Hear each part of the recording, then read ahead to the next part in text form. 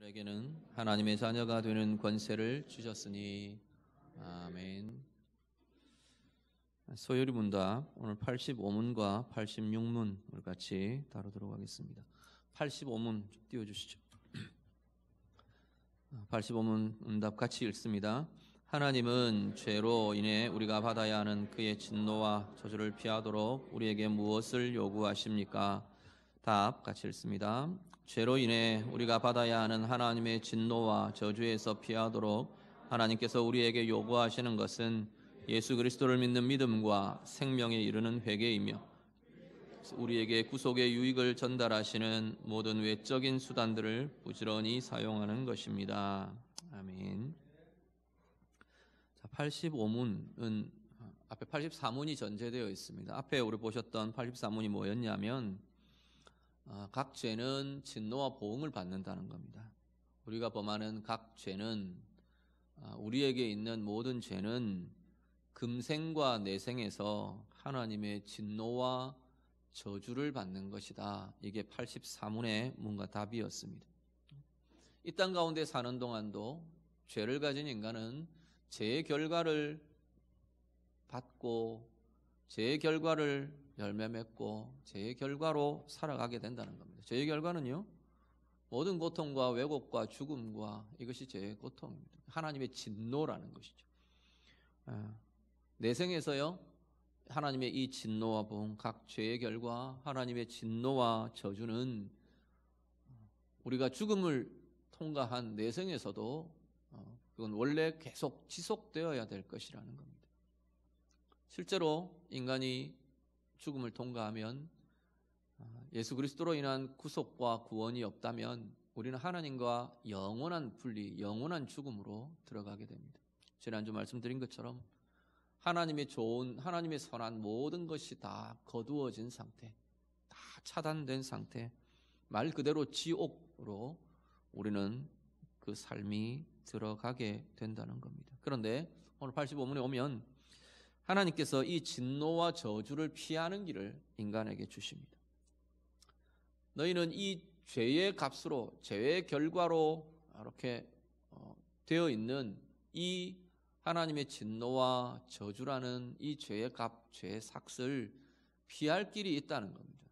그래서 이 피할 길에 대해서 요구를 하시는데 이렇게 해라, 이렇게 해서 이 진노와 저주를 피해라 라고 하시는데 세 가지가 나옵니다. 답에 보면 세 가지가, 첫 번째는 예수 그리스도를 믿는 믿음입니다. 하나는 예수 그리스도를 믿는 믿음. 두 번째는 생명에 이르는 회개. 세 번째가 하나님께서 그리스도를 통해 우리에게 주시는 모든 유익을 주시는 외적인 수단들, 외적 지표 이렇게 부르는데요. 외적인 수단들. 이건 뭐 지금 이렇게 말을 들어서는 잘 모르시겠죠.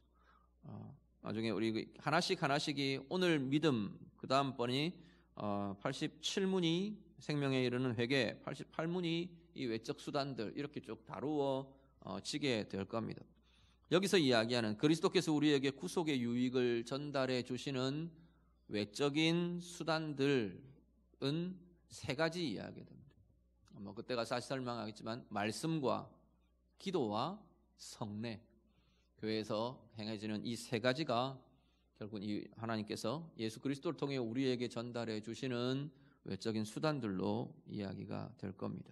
오늘 그 중에서 하나, 그리스도를 믿는 믿음에 대한 이야기를 86문으로 먼저 다루고 오늘 같이 이야기하겠습니다. 86문 질문 같이 한번 보시죠. 같이 읽습니다. 예수 그리스도를 믿는 믿음이란 무엇입니까? 답, 예수 그리스도를 믿는 믿음이란 구원의 은혜입니다. 그로 인해 그가 복음 안에서 우리에게 제시된 대로 오직 그분만을 받아들이고 의지함으로 구원을 받습니다. 아멘. 85문에서 뭐라 그랬냐면 간단하게 요약하면 우리가 하나님의 진노와 저주를 피하는 길은 무엇입니까? 이겁니다. 하나님이 어떤 걸 요구하시며 어떤 길을 가면 하나님의 진노와 저주를 피할 수 있다고 하셨습니까? 그런 이야기입니다. 첫 번째가 예수 그리스도를 믿는 믿음, 두 번째가 구원에 이르는, 생명에 이르는 회개, 세 번째가 외적 지표들. 지금 그렇게 되는데, 자, 그러면 예수 그리스도를 믿는 믿음이란 뭐냐? 그 세 가지 중에 믿음이란 뭐냐라는 겁니다. 하나는 예수 그리스도를 믿는 믿음이라는 건 결국은 구원의 은혜를 말합니다.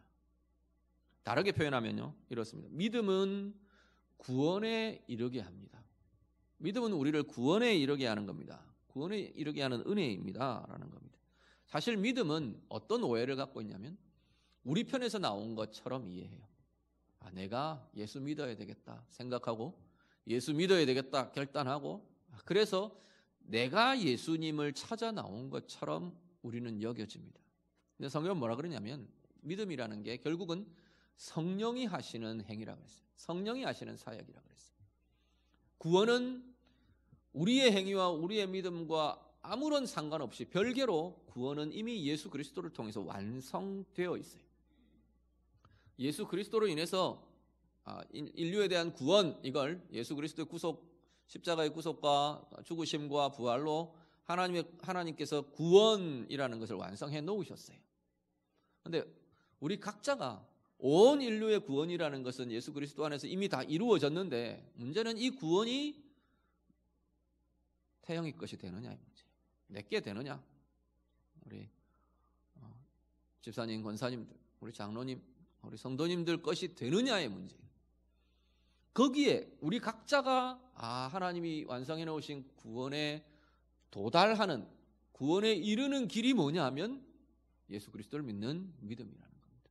그래서 예수를 나의 구주로, 그래 예수님이 나의 구원을 완성하셨어, 그걸 인정하며 믿으며 나의 구주로 받아들이는 그 고백이, 그 믿음이 이제는 그 완성된 구원이 내게 되게 한다는 거예요. 나의 것이, 나의 구원이 되게 하는 길이 된다는 겁니다. 그래서 믿음은 구원에 이르게 하는 길입니다. 완성된 구원에, 이미 완성되어 있는 구원에 우리가 도달하도록 이르게 하는 것이 바로 우리 안에 있는 믿음이라는 겁니다. 이 믿음도 성령께서 일으키시는 거라고 했어요. 그 믿음이 보면 두 번째, 그 믿음은 구원에 이르는 길입니다. 구원에 이르는 은혜입니다 라는 것이고, 두 번째 설명이 뭐냐면 복음 안에서 제시되어 있는 것입니다. 복음은 예수 그리스도를 믿음으로 구원 얻는다는 하나님의 말씀이 복음인데, 말씀 안에 이미 이 길이 제시되어 있다는 겁니다. 뭐가 제시되어 있느냐 하면 우리의 구원을 위해 오직 예수님만 받아들이는 것, 오직 예수님만이 나의 구원의 주인이십니다. 오직 예수님으로만 구원 얻습니다. 예수님만 받아들이는 것, 그리고 오직 예수님만 나의 구원에 대해 의지하는 것, 이 받아들임과 의지함, 이 두 가지가 복음에 제시되어 있는 내용들이고, 그것이 우리의 믿음의 내용이라는 겁니다. 예수님만 받아들이는 것, 어떤 것이요? 뭘 받아들이는데요? 한 가지는 다른 길은 없다라는 겁니다. 이 시대에 이게 참 많이 고민이 됩니다. 성경은 명백하게 누누이 강조하고 있는 사실임에도 불구하고 하나님이 그렇게 누누이 말씀으로 말씀하시고, 예수님 스스로도 내가 곧 길이요 진리요 생명이 나로 말미암지 않고는 아버지께로 올 자가 없느니라 하셨어요. 없느니라, 다른 길은 없다 하셨어요. 그런데 너무나 많은 주장과 모든 것들이 자꾸만 이 진리를 걸고 넘어뜨리려 한다는 겁니다. 안 믿는 사람들이 그러는 건 얼마든지 이야기할 수 있어요. 얼마든지. 그분들은 모르니까, 믿지 않으니까. 문제는 성경을 믿는다고 말하면서, 말씀을 믿는다고 말하면서, 예수를 믿는다고 말하면서도 이 이야기를 하는 게 문제예요. 많은 신앙인이라고 스스로 말하면서, 심지어 신학자라고 말하면서 자꾸만 불쑥불쑥 이 시대에 자꾸만 터져 나오고 등장하는 게 뭐냐면 예수 외에도 길이 있다는 거예요. 예수가 아니라도 구원이라는 산에 오를 수 있다고 자꾸만 이야기를 하는 거예요. 성경이 아니라고 말을 하든지, 성경을 믿는다고 말하면서 그렇게 이야기하면 성경이 아니라고 이야기를 하는데 성경을 반박하는 것이 되잖아요. 오늘 우리가 이 시대에 정말로 하나님 앞에서 조심하고 분별하셔야 될 겁니다. 그 이유 중에 하나는 이 시대가 절대적인 것, 절대 가치를 굉장히 싫어해요. 시대의 조류가 그런 것 같아요. 포스트 모던이 뭐 그런 특징도 있어요. 다 해체하고 모든 틀과 모든 것들을 다 무시하고 부정하고 이런 특징들이 있는데 이 시대의 문화적인 특징이 있고 가치적인 특징이 있어요. 문제는 신앙에도 그게 요구되고 있는 게 문제예요. 신앙은 절대성을 빼면 그건 신앙이 아닙니다. 절대성을 흔들면 그건 신앙이라고 말할 수가 없어요. 하나의 주의일 수는 있고 하나의 철학일 수는 있고 하나의 가치일 수는 있을지 몰라도 절대적 하나님, 절대적 하나님, 절대적 구원,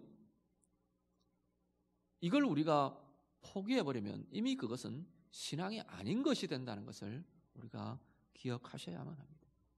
뭐 여기 앉아 계신 분들은 그렇지 않겠죠. 그렇지만 워낙 이 시대가 그런 미혹과 그런 도전들이 굉장히 많은 시대예요. 다양성 좋습니다. 다양한 상대방의 입장들을 존중해주고 품어주고 좋아요. 그런 것들과는 별개예요. 그것과 진리의 문제는 구별되어야 한다는 겁니다. 성경은 분명하게 이야기합니다. 예수 외에 다른 길은 없답니다. 왜요? 예수님만이 하나님 아들이시기 때문에, 예수님이 바로 이 땅에 오신 하나님이시기 때문에 우리는 그것을 믿는 이들이지 않습니까? 그래서 그 예수님이, 하나님이신 예수 그리스도가 우리를 위해 구원을 이루신 것입니다. 그래서 구원이 완성이 된 거예요. 하나님이 아니시면 인간의 죄의 값인 이걸 해결할 자가 없잖아요. 인간의 구원이라는 것이 완성될 수가 없어요. 그래서 이제 그 예수를 믿는 이들이 뭘 믿는 거냐? 그 예수님이 나의 구주이십니다를 믿고 받아들이는 거예요. 구주라는 사실은 예수님 때문에 내가 구원받았어요, 그것만이 아니에요. 그걸 인정하는 고백이기도 하지만 그 예수님이 내 인생의, 내 영혼의, 내 모든 것의 주인 되십니다를 인정하며 고백하는 것이 우리의 신앙의 고백이에요. 예수님이 나의 구주십니다라는 이야기는 예수님 때문에 내가 구원받습니다 또 들어있고, 또 하나 이제 그분이 나의 주님으로 모시며, 그분을 나의 주님으로 모시며 내 인생의 주인으로 모시며 주인으로 인정하며 내가 나의 삶을 살겠습니다. 그것이 우리의 신앙의 고백이고, 주님을 여기서 우리 질문 답에서 이야기하는 것처럼 그분만을 받아들이고 라는 게 이 이야기. 주님을 받아들인다는 것이 나의 구원의 주인으로, 내 인생의 주인으로 내가 받아들입니다. 인정합니다. 영접합니다. 그래서 그 이후에 하나님의 자녀들의 삶은 예수님이 주인 되신 삶을 살아가는 것입니다. 그 길을 뭐라고 이야기하냐면 예수님만 의지한다 그랬어요. 예수님을 의지하며 예수님과 동행하며 예수님과 함께하며 그 길을 가는 이들이 바로 구원받은 하나님의 자녀들의 모습이다라는 겁니다. 오늘 우리 안에 이 은혜가 날마다 더 새롭고 힘있게 나타날 수 있게 되기를 간절히 바랍니다. 대요리 문답 앞에도 말씀드렸죠. 대요리 문답에 보면 이 문답을 좀 보완해 놓은 것이 있습니다. 72문인데요. 의롭게 하는 믿음이라는 건 뭐냐? 먼저 하나는 형성에 대한 이야기를 합니다. 하나님의 영과 말씀에 의해 형성된 것이다. 죄인의 마음속에 믿음이라는 게 그렇대요. 믿음이라는 게 우리가 만들어낸 것도 아니고 우리의 안에서 일어난 것도 아니고 하나님의 말씀과 하나님의 영과 하나님의 말씀에 의해서 이미 그 당시 죄인이든 아직 의인이 아니든 죄인이든 우리의 마음속에 형성된 게 믿음이랍니다. 그러니까 믿음의 출발은 우리 자신이 아니고 성령과 말씀이라고 이야기하는 겁니다. 그것이 우리 안에 형성된 믿음이에요. 그렇게 구원에 이르게 되는 은혜가 바로 믿음이다라고 말하는 것이고요. 이 믿음에 의해서 깨달음이 두 가지가 생기는데 어떤가 하나는 뭐냐면 자기의 죄와 비참함에 대한 깨달음이 일어난대요.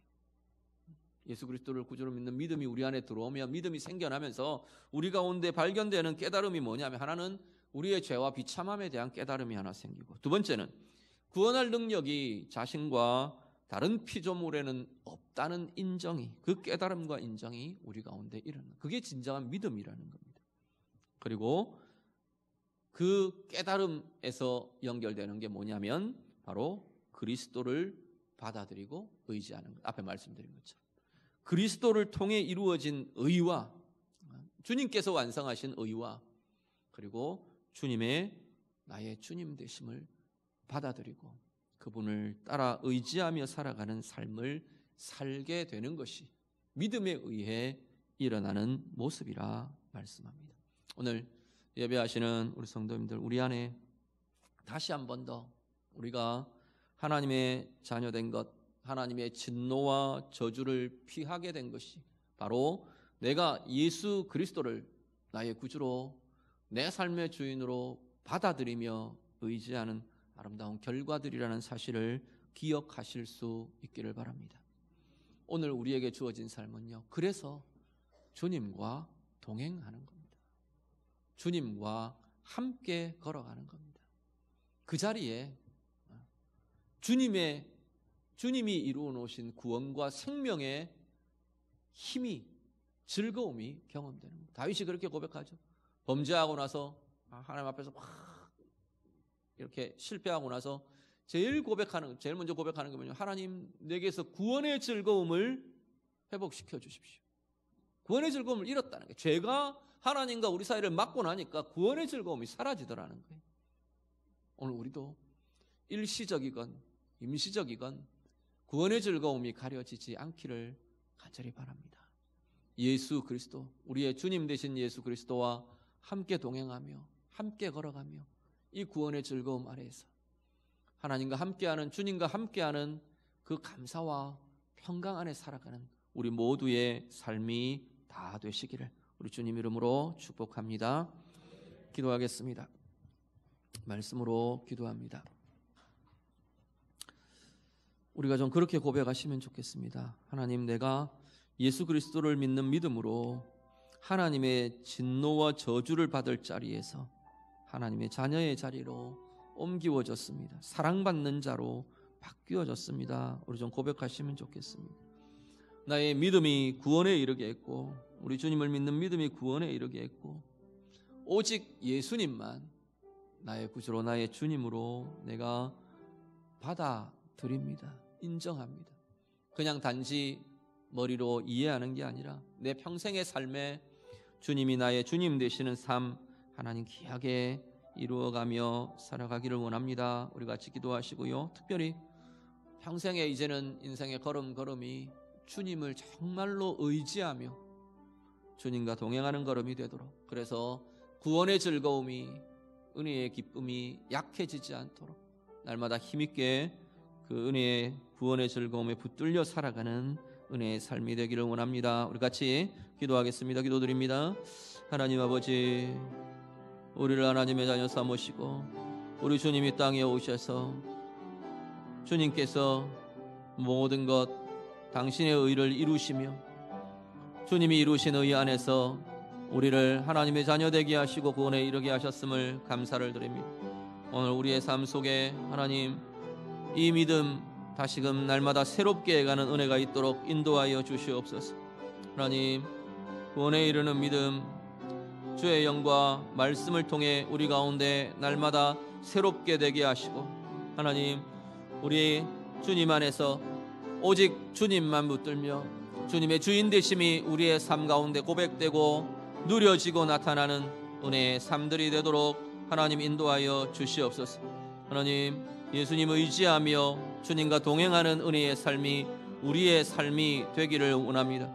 하나님 주시는 은혜의 부요함이 주의 자녀들마다 삶의 자리마다 날마다 부요하게 풍성하게 이루어지며 나타나게 하여 주시옵소서. 주님 들어주시옵소서. 하나님 감사합니다. 우리를 예수 그리스도 안에서 하나님의 자녀 되게 하시고 우리의 죄로 인하여 당연히 받아야 하는 하나님의 진노와 저주를 피하는 하나님의 사랑받는 자녀 되게 하셨음을 감사를 드립니다. 이제 우리가 예수 그리스도를 믿는 믿음 안에 살아가는 은혜의 삶 살아가게 하여 주시옵소서. 주님 안에서 우리 구원의 즐거움과 은혜의 기쁨을 누리는 자들 되게 해 주시옵소서. 오직 우리 예수님이 우리의 영혼의 주인이고 우리 인생의 주인이 되셔서 그 주님 의지하며 그 주님과 동행하며 살아가는 은혜의 삶, 우리 모든 주의 자녀들의 삶들이 되도록 하나님 인도하여 주시옵소서. 예수님 이름으로 기도드립니다. 아멘.